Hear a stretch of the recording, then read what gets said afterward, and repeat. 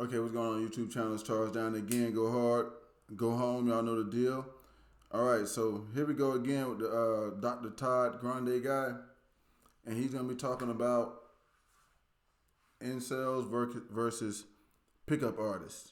Okay, now your pickup artists, that's your like Lucario guys and stuff like that, game coaches, people that are supposedly teaching these incel guys how to get with women. That's what the pickup artist is. So now he's saying versus that. So I'm gonna see what he's talking about in that. So we're gonna go ahead and get into this video. Before we do that, y'all hit the subscribe button for me. Like I say in every video, no cash apps, no patrons, not doing none of that junk. Do everything right here on YouTube. Y'all give me the subscribers because that's what's gonna keep me interested, and I keep rolling with that. So I just want subscribers, and if what I'm saying is good enough, I get them. So the whole thrill of it is let's keep rolling. Y'all hit the subscribe button for me. If you don't hit it in the beginning, hit it in the end if you like what you're talking about. So we're gonna do this journey. Let's go ahead and see about what's going on with incels versus pickup artists with Dr. Todd Grande. Welcome to my scientifically informed insider look at mental health topics. If you find this video to be interesting or helpful, please like it and subscribe to my channel. Hello, this is Dr. Grande. Today's question asks so I can talk about the types of incels, pickup artists, and the relationship between the two groups. So an incel is a term used to describe people who are involuntary celibate. And sometimes we see the term involuntarily celibate. Now, interestingly, celibate means not being married. But the way the word celibate's used in the term incel is not being physically intimate, so not having sex. Technically, an incel can be male or female, but the term usually refers to a male who wants a physical relationship with a female. Now, in the research literature, we don't see a definition for incel that's agreed upon, but one definition we do see would be someone who's unable to find a willing partner for at least 6 months. So this individual can be married or partnered, but usually that's not how we think of it. Usually the person is thought of as single. Now, most people who are celibate are voluntary celibates, right? So a lot of the research that we do have available really deals with celibacy in general and not specifically involuntary celibacy. When looking at celibates in general, we see a few different things in the research literature. We see that they tend to have low extroversion, they tend to be ambitious, and they tend to have parents who married or became partnered later in life. Again, talking about voluntary and involuntary celibates together in one group. Additionally, we see that females who are celibate tend to be highly educated and have good jobs, and males who are celibate tend to be unemployed or in a lower class economically. So how about those who are involuntarily celibate, so the incels? Here we see three types: virginal, single, and partnered. So starting with virginal, as the name would suggest, individuals in this category have never had sex, and they tend to be younger than the incels we see in the other two groups, single and partnered. Over 90% of virginal celibates have never dated, so it's not just the lack of physical intimacy. We see that not dating is remarkably common with this group as well. And usually when we talk about incels, when we use the term like in the popular culture, we're really talking about this type. We're really talking about virginal celibates. This type also tends to have the more extreme positions that we see as part of the incel community. Now moving to the single type, we see here that over 50% have never dated. So quite a bit different than what we see with the over 90% in the virginal celibate category. They tend to be somewhat better adjusted, and some identify as incels as we think about that term in the popular culture. So most incels, as we would think about the term, would come from the virginal celibate category, and some come from the single celibate category. So that leaves us with the partnered celibate group. This group tends to be older than members of both of the other categories.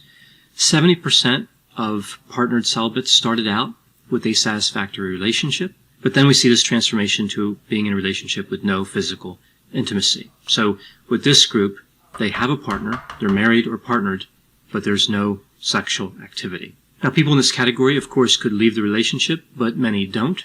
They don't leave because of children. They don't leave because of commitment. There may be money issues.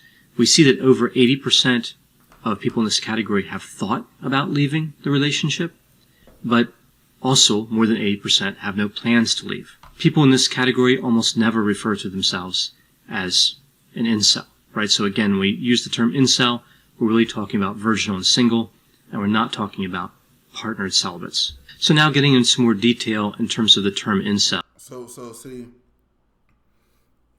he using it more to talk about people who've never ever been in a relationship and stuff like that, as opposed to like you got some of these other guys who, yeah, they've been in a relationship but they still have a hard time, which to me is still an incel. But hey. Now, I'm going to divide the three types into two categories here. Again, what we popularly think of as incel, which would be the first two types, virginal and single, and then I'll talk about partnered as separate. With all of the incels here, I am talking about males, right? So I'm not getting into female incels. That's a whole other area, which does exist, but it's beyond the scope of this video. So when looking at these first two types, we see that incels usually express themselves online. And the central attitude behind this philosophy or ideology would be that sex is a basic human right, and they are being denied that, and therefore they're being treated unfairly. They believe that they're aware of the truth. They use the term red pill from the Matrix. So we see in the movie Matrix that... There you go. See, now, okay, I thought maybe he was kind of differentiating, but I think he isn't. Because I put red pill, blue pill, purple pill, all that into incel. So I'm finna see what he's about to say about this, because he's brought up something else. The protagonist has this choice between a red pill and a blue pill. The red pill exposes the truth, and the blue pill leaves him trapped in a delusion. So they believe that they're finding some truth, that they've consumed the red pill, and they know something that the rest of society really doesn't know. They tend to have a proclivity for personal attacks. They hold men as being superior to women, and a lot of times we see a general hatred of women. We also sometimes see threats against women. The incel community has adopted its own language, like terms. So, for example, an attractive female is referred to as a Stacy, an attractive male is referred to as a Chad, and incels refer to themselves as beta males as compared to alpha males. So in general, they would look at an alpha male as somebody who's able to obtain sex, and a beta male is somebody who may be able to provide resources. So both could find partners, but they provide different things. Now that's interesting that he says that, because most of the black guys I know that's on that red pill shit would not call themselves incel. But when you got the medical community people looking at it, they're doing what I'm doing. They're putting all you in the same category, all of them right there in that same category, because yeah, he's saying this, and yeah, he might get a few girls, but he still got these other mental issues that put him in that doggone group. Now, with the theory of the incel community, a woman is always going to desire the alpha male. So essentially, beta males always lose. Even if a beta male is in a relationship with a female, that female is still thinking about the alpha male. Again, this is what the incel community kind of promotes as their ideology. So when we look at this term beta masculinity, that's what we're really talking about here, the difference between the alpha male and the beta male. And sometimes we also see the term toxic masculinity, so a need to aggressively compete and dominate others, and hypermasculinity. But really, all these things are not the same construct. There's a lot of overlap, but they're not the same thing. And one of the problems would be that none of them are really well defined. None of the terms have single agreed upon definitions. Now, the incel community has not been effective at organizing around one message. This really isn't surprising. So we see a lot of divisions in the community, and some of these divisions are really highlighted in the relationships with the pickup artist that I'll talk about in a little bit. Now, sometimes we also see the term geek is thrown into this, but geeks are really quite different than incels.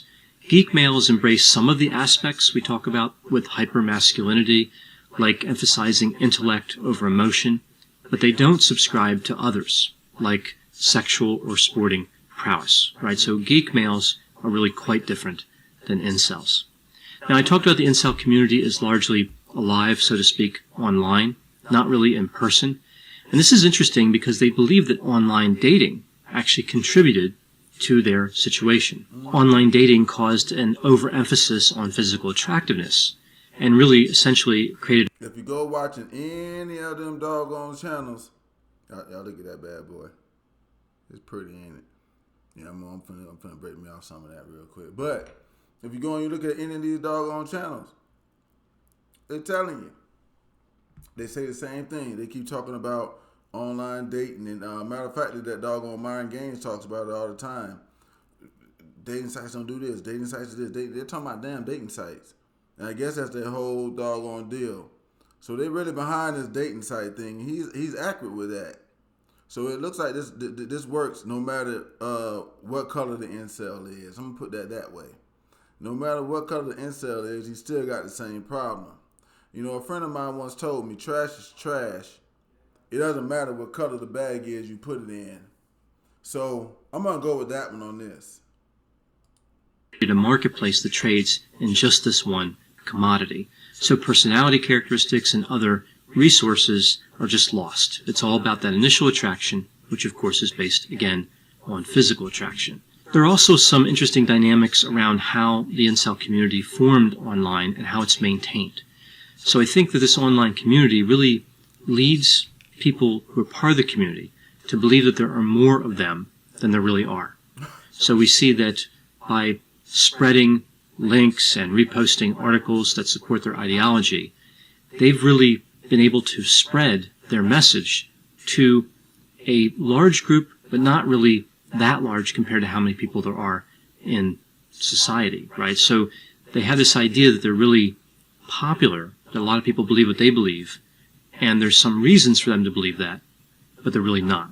They really do have a minority opinion, kind of. Yes. They think that everybody else can see this and everybody else, and they don't understand that they're doggone pushing themselves off with this crazy jump because nobody else in the rest of society sees that.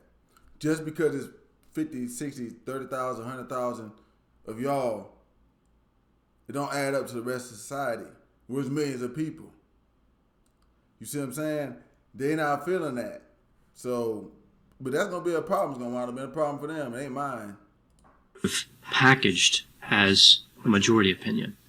Now we see that they have hopes of a rebellion that will never happen, the so-called beta uprising, but individuals, of course, could still be dangerous, and we have seen some unfortunate examples of this, where incels have engaged in violent activity. But no uprising is really logistically possible for their group, so they're kind of hanging on to this fantasy of their way of thinking becoming extremely popular. So now taking a look at the personality characteristics, and again, I'm still talking about males in the first two types, virginal and single celibates.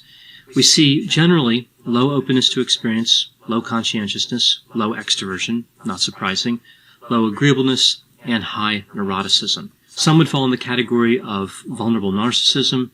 Many would have low resilience and low frustration tolerance.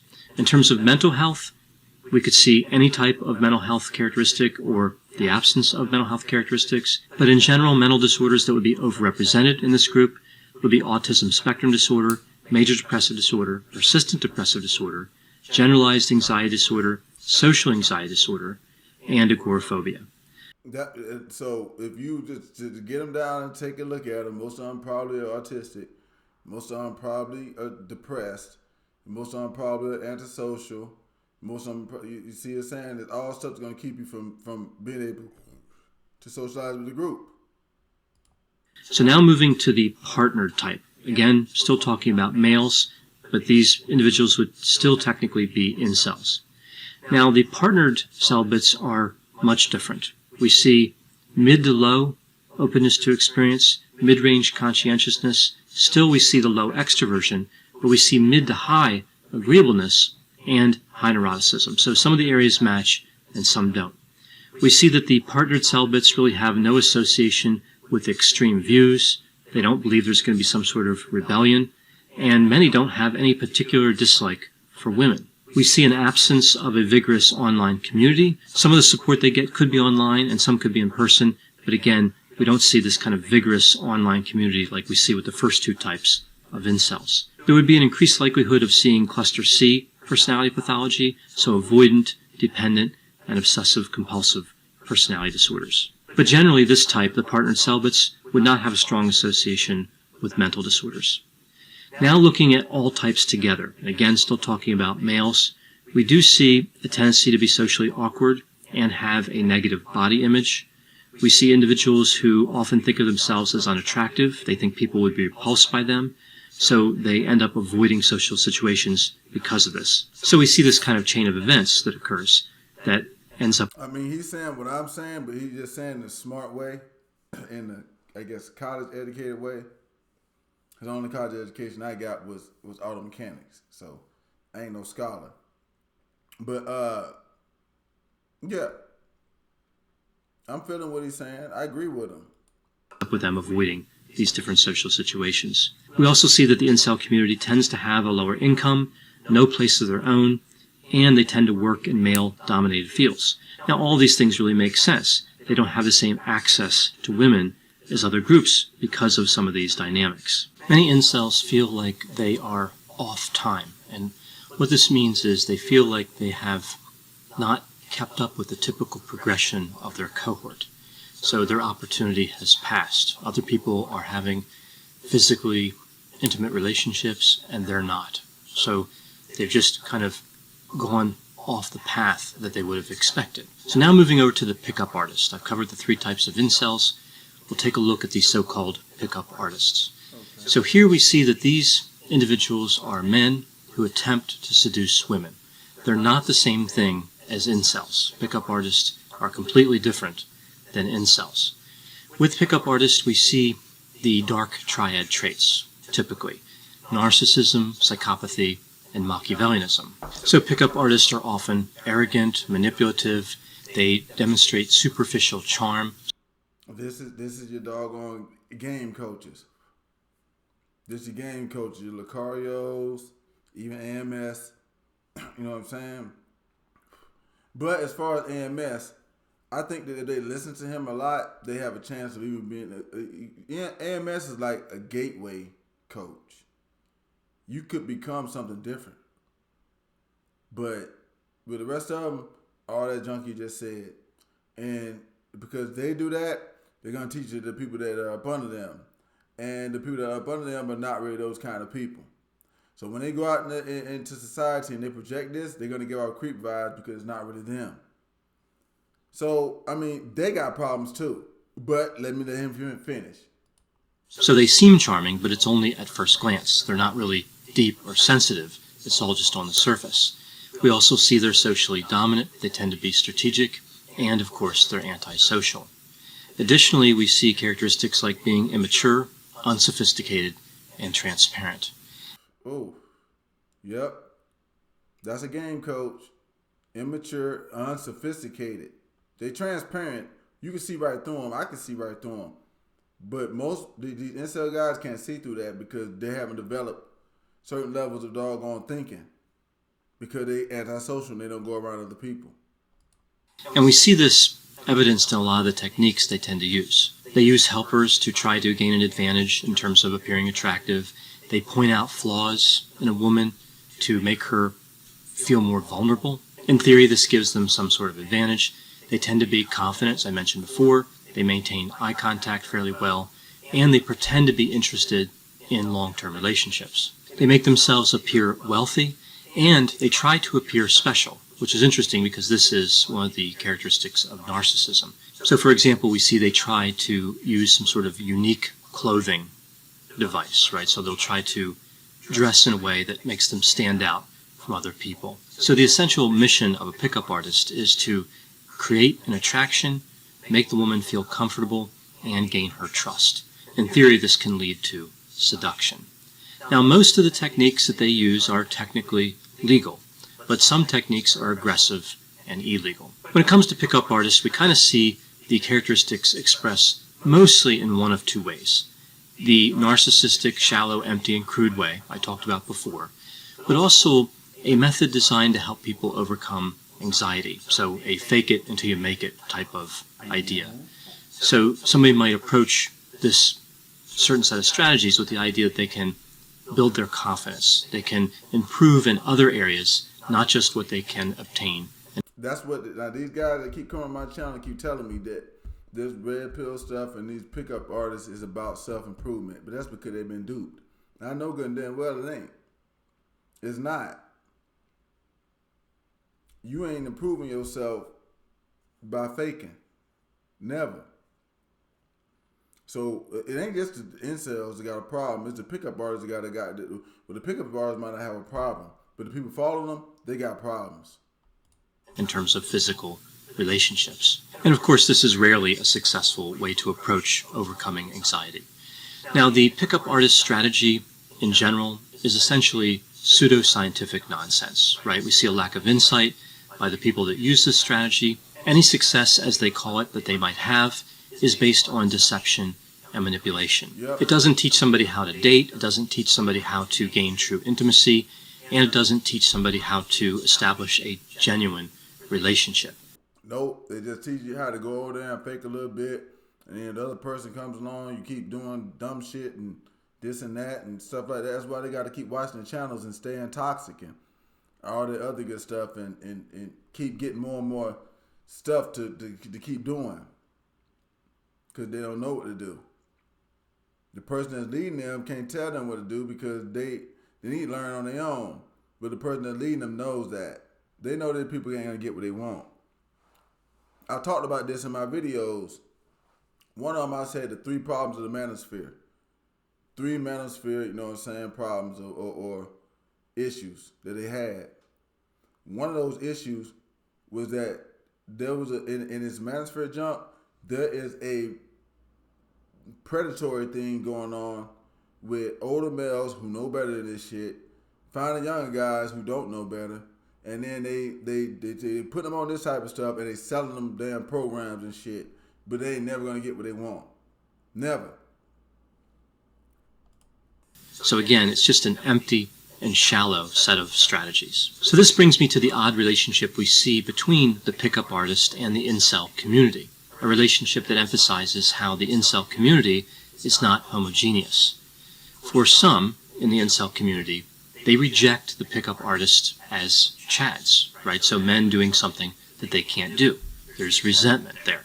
And this kind of makes sense based on the 2 ideologies. For others, though, in the incel community, the pickup artists become heroes.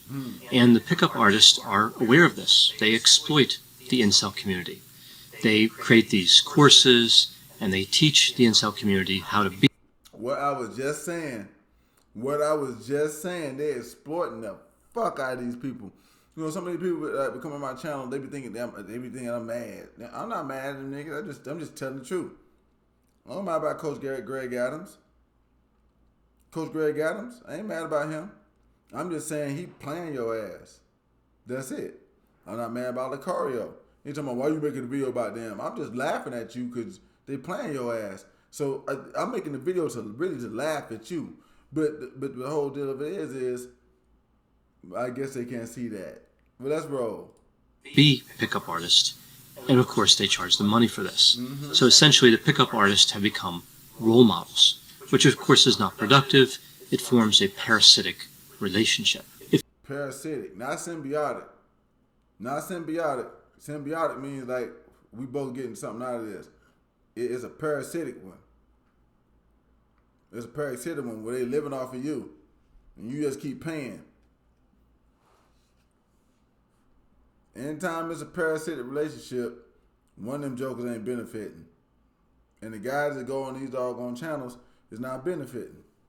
That's all I be saying. They don't want to hear that though.